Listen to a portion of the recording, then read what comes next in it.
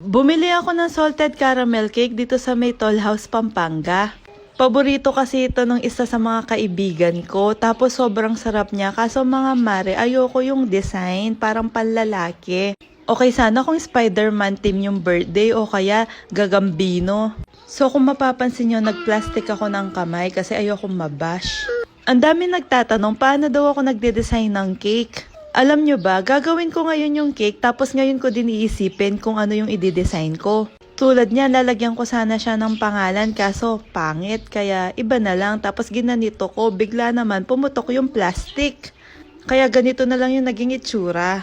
Tapos ireregalo ko din sana yung mga pin na yan sa kanya. Tapos paborito niya rin pala yung flat tops. Kaya naisip ko, gagamitin ko na lang silang pang design dito sa cake. Link on my bio pala kung saan ko sila nabili. Nilinis ko nga pala yung mga pin na ilalagay ko. Tapos bonggang sinanitize ko pa. Paboritong show niya din to. Kaya binili ko yung mga pin na to.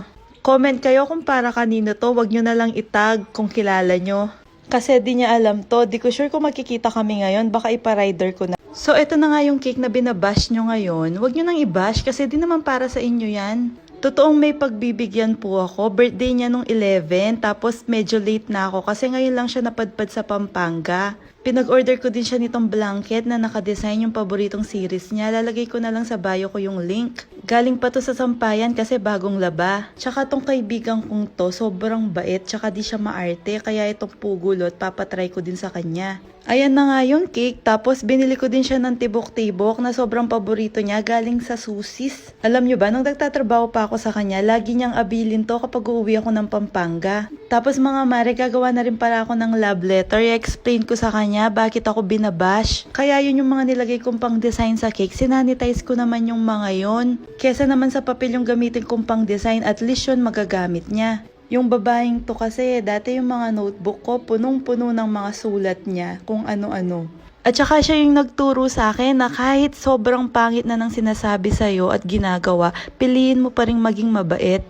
So ayun na nga mga mare, dapat imimit ko lang si Casey para ibigay yung mga binibigay ko. Kaso biglang pinapasok kami. Di na ako masyado nakapag-video kasi nagkukwentuhan kami tapos saglit lang kasi to eh. Tapos itong si Jace naman mga mare, ang suplada niya, tignan niyo daw siya. Ito namang lola niyo, nilalaro niya talaga si Jace. Tapos nagpaalam na rin kami kasi baka mapagalitan siya. Sabi ko naman sa inyo, sobrang bait niyan. As in talagang mabait na mabait yan. Suplada lang talaga si Jace. So mga mare, ito na yung reaction niya sa binigay kong cake. Medyo naiyak ako kasi naka-4 na stories talaga siya para dito.